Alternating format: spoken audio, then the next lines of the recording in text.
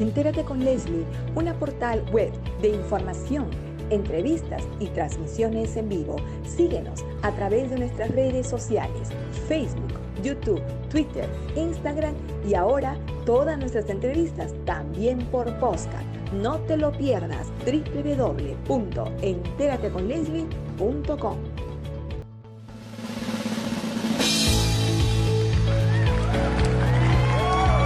El programa que remece las redes sociales. Presentamos a nuestra conductora. Bienvenida, Leslie.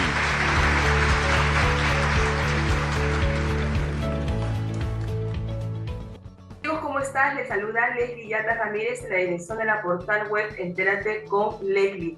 En el bloque de actualidad tenemos a un distinguido invitado, al doctor Francisco Miro Quesada Rada, director de la Escuela de Posgrado de la Facultad de Derecho de la Universidad Nacional Mayor de San Marcos, y tengo a mi co-invitado de esta tarde, a Rafael Poblete. Él es periodista, productor de radio y televisión. Un honor tenerlo a Rafael y al doctor Miro Quesada en este bloque de actualidad para hablar un tema muy importante, que es el socialismo del siglo XXI. Y es que es la corriente ideológica, filosófica que se impone en América Latina, y vamos a ver a qué ruta nos conduce este socialismo del siglo XXI y sobre todo en qué línea estaría el Perú con esta nueva forma de convivencia social, económica que se quiere implementar en América Latina. Muy buenas tardes a ambos y muchísimas gracias por estar en el programa Entérate con Leslie. Gracias, Rafael, gracias, doctor, por aceptar la invitación de Entérate con Leslie. Muchas gracias, Leslie, por la entrevista. Y gracias también, Leslie, es un gusto de escucharte de nuevo. Gracias, maestro, después de algunos meses de reencontrarnos en el programa. Rafael, el socialismo del siglo XXI. Vamos a generar esta conversación con una persona que domina el tema, que sabe del socialismo del siglo XXI, que es el doctor Francisco Miro Quesada Rada. Y conversábamos un poco en interno a qué nos conduce este socialismo. Rafael, te dejo el uso de la palabra. Muchas gracias, Leslie. Muy buenas tardes, doctor Francisco Miro Quesada, Paco Miro Quesada, como dicen muchos. Este tema del socialismo del siglo XXI, bueno, ¿en qué línea está el Perú? Creo que estamos en una línea que estamos al límite, pero que nos podemos salvar, pienso yo. Analizando desde un punto de vista del periodismo, no somos una Venezuela, no somos Cuba, pero quizás nos está llevando el camino de la gente que nos gobierna por ese rumbo. Yo quiero hacer muy breve mi introducción para ver qué opina el doctor Francisco Miro Quesada y empezar un buen diálogo. Adelante.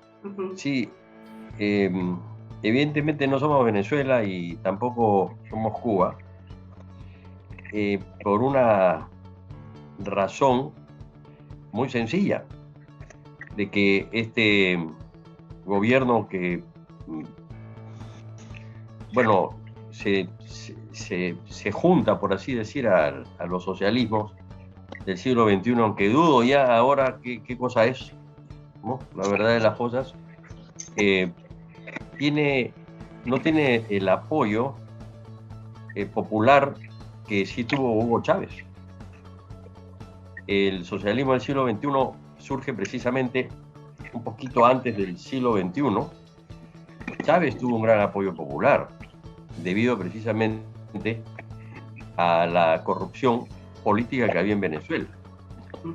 Cuba es un fenómeno muy interesante de resistencia, de mantenimiento de un sistema que ayer que falleció ya fue desactivado gradualmente por Mikhail Gorbachev. Y entonces todo este sistema de los modelos de socialismo de Estado, tipo marxista-leninista, bueno, fueron desapareciendo poco a poco en Europa Central y en Europa Oriental, porque hay que diferenciar la Europa Central de Europa Oriental. Es decir, desapareció en en Polonia, lo que fue la antigua República de Checoslovaquia, los Balcanes volaron por los aires, aparecieron una serie de países. Finalmente hubo un referéndum en la ex Unión Soviética y una serie de pueblos, entre ellos Ucrania, decidieron por su autonomía. Y entonces es una parte de Europa Oriental, de Europa Central, por ejemplo, cayó de una manera brutalmente violenta Rumanía, con el linchamiento de Ceausescu. Hungría, ¿no? Bulgaria, toda esa zona de Europa Central. Y por supuesto, todas las 6 repúblicas soviéticas. La Unión Soviética era un país de 22 millones de kilómetros cuadrados, que reunió un conjunto de repúblicas, incluso las de Asia Central. Y después, cuando se produce ese referéndum, se queda con 16 millones de kilómetros cuadrados. Saquen ustedes la cantidad de países que se retiran.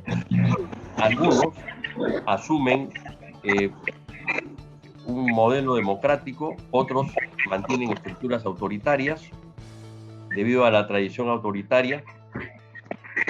Entonces, la pregunta que me han hecho es Cuba y Venezuela, ¿no? Pero también, ¿en qué queda Nicaragua? Exactamente, maestro, si me permite poderle redondear. Pero quiero redondear una idea. Yo creo que por la cierta actitud que noto autoritaria en el gobierno, estaría más próximo pues a un modelo como el que tuvo Evo, como el que tiene ahora Maduro, a un modelo, digamos, de un socialismo democrático, tipo europeo. ¿A qué le llaman caviares a los que sostienen eso? Ya el mismo Cerrón dijo que no quería saber nada con los caviares, porque los caviares constituyen generalmente grupos de profesionales e intelectuales de izquierda, pero de izquierda democrática. Entonces, me está dando a entender Cerrón que no quiere saber nada con la izquierda democrática, sino con el modelo autoritario. Entonces, a diferencia, creo yo, de Boric, que Boric sí va a llevar hacia una izquierda democrática, mira, no firmó la carta de quienes apoyaron a Cristina Fernández, no la firmó Boric. Creo que también Petro va a ir por esa dirección, no dentro del marco del modelo autoritario, sino de un socialismo con reglas del juego democrático. Entonces, como bien dices, al haber reglas del juego democrático, obviamente quienes están en el gobierno no pueden cerrar el sistema, porque los sistemas socialistas totalitarios son sistemas cerrados. El sistema democrático son sistemas abiertos. Quiere decir que van a haber personas que piensan distinto y en consecuencia va a haber oposición y va a haber libertad de expresión, a diferencia del otro tipo de socialismo, donde pues la prensa es amenazada, los periódicos han sido tomados por el Estado, en fin, ¿no? Eso acaba de pasar en Nicaragua, y han tomado los locales de la prensa, en un periódico muy antiguo. Entonces, ¿a qué voy? Que los socialistas totalitarios niegan algo muy importante, que es la libertad del otro. Vale decir la democracia. Hay una definición de Alain Touraine. Él se pregunta qué es la democracia y dice: la democracia es el reconocimiento del otro. O sea, yo reconozco al otro, entonces el otro es libre. Ustedes son libres de pensar igual que yo o distinto, de debatir, y eso se toma como algo, digamos, natural, por así decir, propio del sistema, ¿no? A ver, si me permite formularle esta pregunta basada en la pregunta inicial de Rafael Poblete y en lo que usted ha sostenido, que ya no se sabe ahora qué es el socialismo del siglo XXI. Mire, fíjese que en 1996 el fundador de esta corriente filosófica, ideológica, Heinz Dietrich, es un sociólogo, analista político alemán. Desde ahí comienza su fundador a preconizar esta corriente filosófica, pero digamos, de todo lo que he podido leer o informarme para esta entrevista, es que todo parecería indicar que este epígrafe del socialismo del siglo XXI no es otra cosa que la actualización del comunismo, pero con otra perspectiva. Es decir, el fundador de esta corriente establece 4 ejes: desarrollo regional, economías de equivalencias que están basadas en el trabajo y no la ley de la oferta y la demanda, la democracia participativa y la organización de bases, ¿no? Entonces, pero se basa o parte de la filosofía del comunismo, ¿no? De Marx y de todos los que preconizaron esta corriente. Ahora, Sao Paulo, el Foro de Sao Paulo, el Grupo de Puebla, que son foros de articulación política y económica basados en este fundamento del socialismo, entre comillas, del siglo XXI, preconiza que tiene por objetivo el desarrollo de sus naciones. Pero vemos caso de Venezuela, vemos Cuba, usted lo ha descrito a la perfección, vemos a Nicaragua, cómo realmente están sus sociedades, ¿no? Venezuela tiene más de 5 millones de desplazados, de personas de movimientos mixtos que buscan refugio en toda América Latina. Y antes de lo que sucedió en Ucrania, de la guerra de agresión de Rusia a Ucrania, Venezuela era el primer país en el mundo en materia de refugiados. Ucrania le gana porque en 3 meses asciende a más de 8 millones de personas que buscan refugio en toda la Unión Europea. Entonces, ¿qué es el socialismo del siglo XXI y qué realmente estamos nosotros en el Perú? Porque es cierto que están basándose en estructuras democráticas para llegar al poder e imponer una filosofía de la actualización de lo que es el comunismo, con la diferencia de que ahora introduce o se gestan o se digamos, cogen, ¿no?, las instituciones democráticas para poder llegar al poder, y una vez que se enquistan en el poder, comienzan a aplicar su verdadera razón de ser. Entonces, ¿a qué nos conduce eso, doctor Francisco Miró Quesada? Porque ¿qué tipo de desarrollo es el que ellos hablan? ¿No? Y la práctica nos conduce a dictaduras, porque sin duda el caso de Maduro, el caso de Venezuela son unas dictaduras, y el caso de Nicaragua también. Y el caso de Nicaragua es trágico porque es una dictadura familiar. Pero en realidad todo marxismo-leninismo es una dictadura. Por eso yo quiero diferenciar entre lo que es el socialismo dictatorial, autoritario, del socialismo democrático, en donde se produce un equilibrio entre el interés público y el interés particular, el interés privado, con la diferencia es que lo público es importante. No queda como en el neoliberalismo, que es lo que se aplica o se ha venido aplicando en el Perú durante los últimos años, un Estado minimalista, no más bien un Estado con mayor presencia, sobre todo en áreas que tienen que ver con el desarrollo social, como la educación, como la salud, como la seguridad y como los servicios. Todos ustedes probablemente han viajado a Europa y ven pues la calidad de los servicios. Por ejemplo, solamente para dar un ejemplo, que España tiene ese modelo de estado de bienestar que también está en crisis, ojo, pero de alguna manera funciona, en donde para entrar a ser profesor de una escuela pública es más difícil que entrar a ser profesor de una escuela, no estoy hablando de universidad, sino de una escuela privada. Y lo sé porque tengo amigos españoles maestros, ¿no? y una peruana casada con español que ha sido maestra de inglés. Y me dice que los exámenes para los públicos son más difíciles y más complejos que los colegios particulares. Estamos hablando de colegio, ahora hablamos de universidad. Entonces, ¿qué sucede? Que lo público funciona.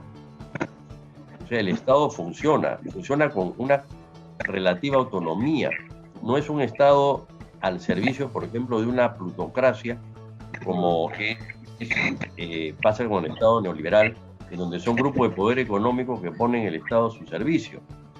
Es una especie, justamente preparando la segunda parte de mi libro, Ciencia Política de la Liberación, estaba terminando la parte del Estado, y un destacado experto, un politólogo y jurista alemán, Bernd Marquardt, cuando habla del Estado neoliberal, él plantea que es un Estado que prácticamente, entre comillas, por la palabra totalitario, en el sentido que solamente se promueve el mercado, la competencia, y como si los seres humanos fuéramos una especie de vendedores, compradores, y que el mundo se redujese a eso.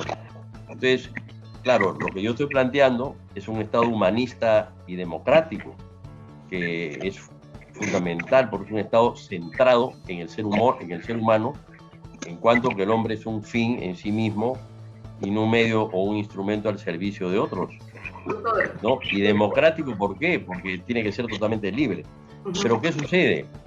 Que en el Foro de Sao Paulo, discrepando yo con Cuba, por ejemplo, o con Venezuela, con esas formas de gobierno que para mí son dictaduras, perfectamente podría encajar yo por una razón muy simple, porque ha aparecido lo que se llama el pensamiento crítico. Es un pensamiento muy amplio. Por ejemplo, un reciente libro del filósofo, ya falleció, pero es una recopilación de sus libros, Francisco Fernández Buey, español, en donde habla sobre los grandes movimientos populares como expresión y como respuesta, por ejemplo, a los partidos políticos de centro, de derecha e izquierda, que ya no tienen la representatividad que tenían antaño.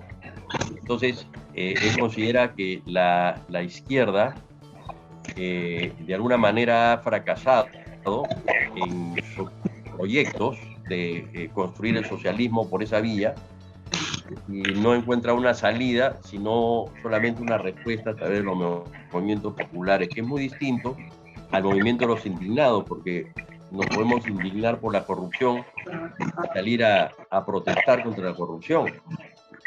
Quisiera preguntarle aquí, quisiera darle pase a Rafael para que pueda contestar algunas preguntas, pero yo después quiero entrar a hablar con una pregunta suelta que se me quedó aquí sobre el tema del socialismo, y que lo haya aclarado en un inicio, que esto en cierta forma conduce a una dictadura tipo Venezuela, Cuba, con los ejemplos más cercanos en América Latina.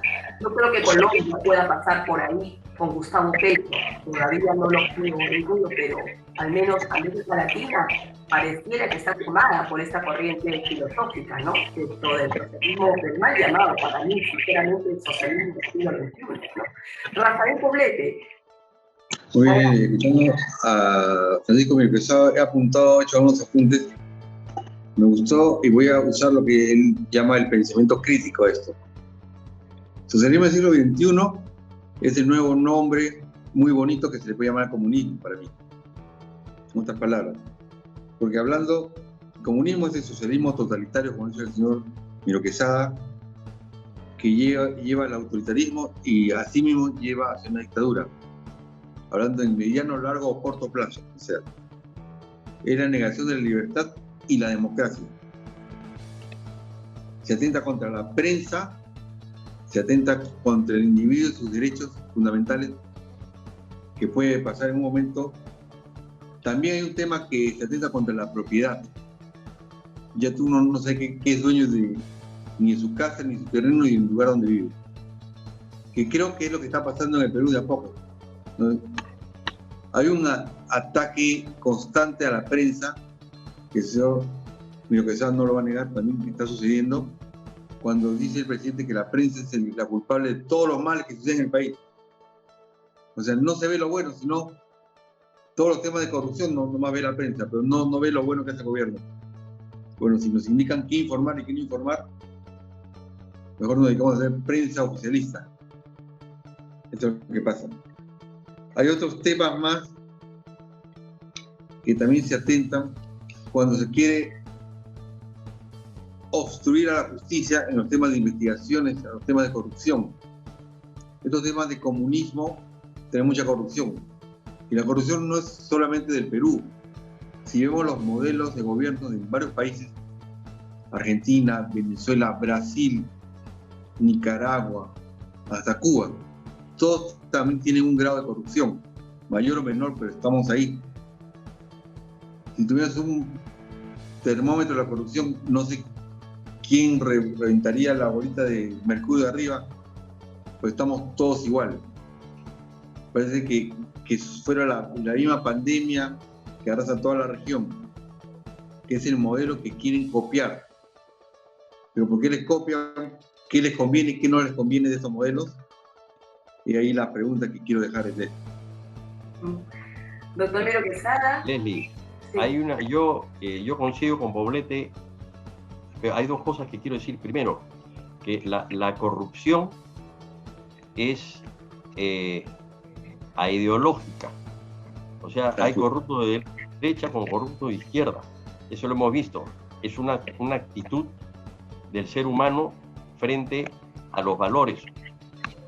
Yo tenía, hace muchos años, tomaba una vez al mes desayuno con el padre MacGregor, con Felipe MacGregor. Y dice, nadie es corrupto, pero todo ser humano es corruptible. En consecuencia, ahí está el valor que tiene uno para no caer en la corrupción. El otro tema, el socialismo, es que me da un poco de risa el término, pero el socialismo del siglo XXI, que más parece un socialismo del siglo XIX que del siglo XXI, es lo siguiente. Es un socialismo totalitario. ¿Por qué? Porque el comunismo significa una sociedad superior, una sociedad sin clases, a donde no haya pues explotados ni explotadores, y evidentemente a ese nivel de sociedad no hemos llegado. El problema es cómo llegar a una sociedad justa que no sea arbitraria y que sea simétrica. Es decir, que no sea arbitraria, que la autoridad no se imponga, como el caso de decir que los periodistas son los culpables de todo lo que está pasando en el Perú porque deforman el periodismo, que lo vengo practicando desde que tenía 16 años, 17 años. No, pues como todo en lo humano hay cosas positivas y negativas, pero el periodista, cuando actúa con seriedad, lo que hace es informar a la ciudadanía de lo que está sucediendo. No está imponiendo. Cada periódico, cada medio de comunicación, radio, televisión, etcétera, internet, pues tiene su línea editorial. Esa es su posición y no tiene por qué estar con el gobierno. Además, un periodismo que está con el gobierno no solamente es un mal periodismo, sino es aburridísimo, ¿no?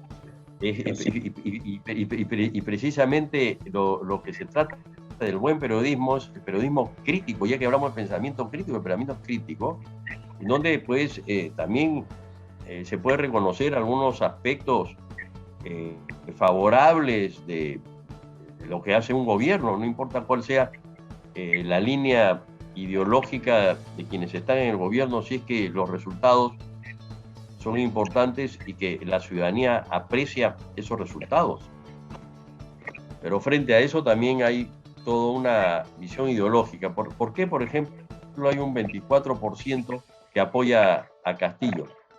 Es simple. ¿Por qué hay otro % que apoya a Keiko? ¿No?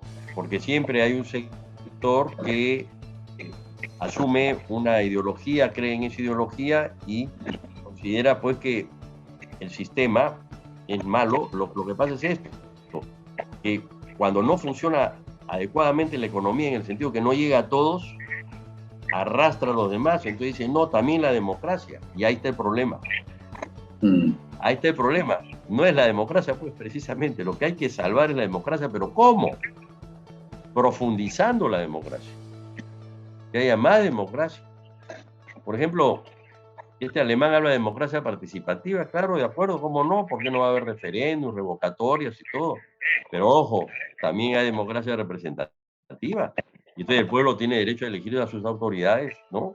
Entonces, tiene que haber un equilibrio entre lo que hay entre la democracia representativa y la participativa, que es lo que hay en todas las constituciones de Occidente.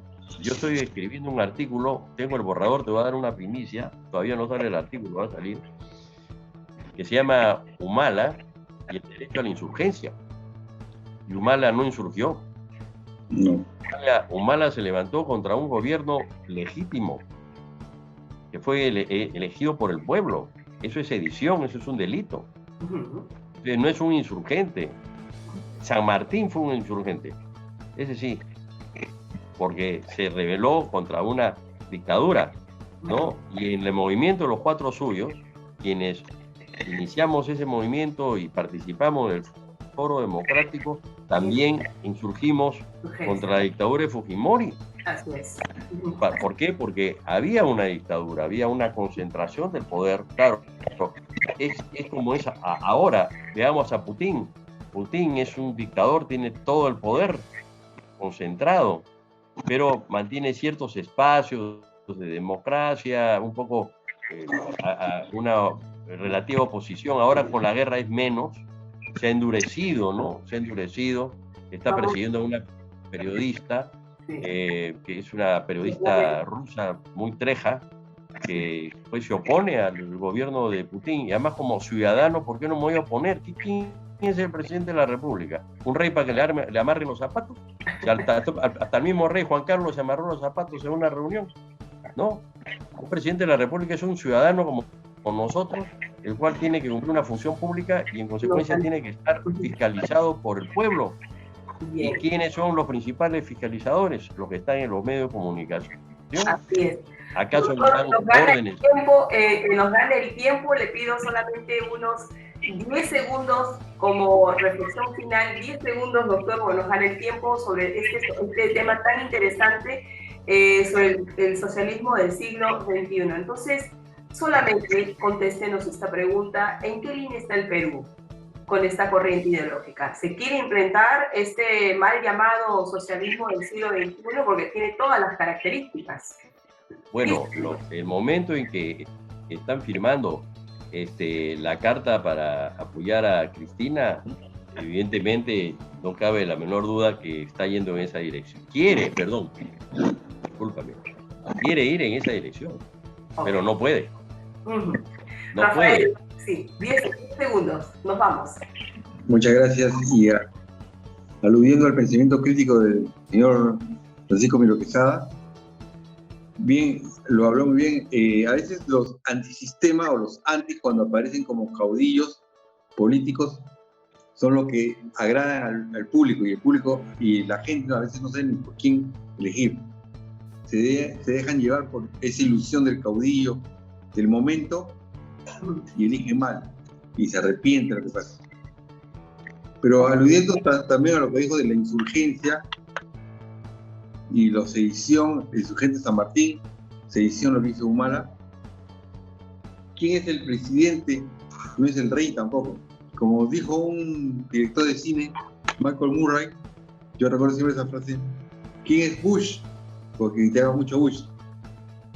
Vamos 20 personas y peguemos la Bush, a ver si va a poder con nosotros. Así decía. Muy bien, muchas gracias. Okay, muchísimas gracias, doctor Francisco Miro Quesada, Rafael Poblete, por una entrevista tan interesante sobre el socialismo del siglo XXI. No va a ser ni la primera ni la última. Nosotros seguiremos afianzando esta temática porque consideramos que es de gran importancia para que todos los ciudadanos peruanos sepan a qué estamos ingresando, ¿no?, en nuestro país. Muy buenas tardes con ustedes. Muchísimas gracias. Buenas tardes.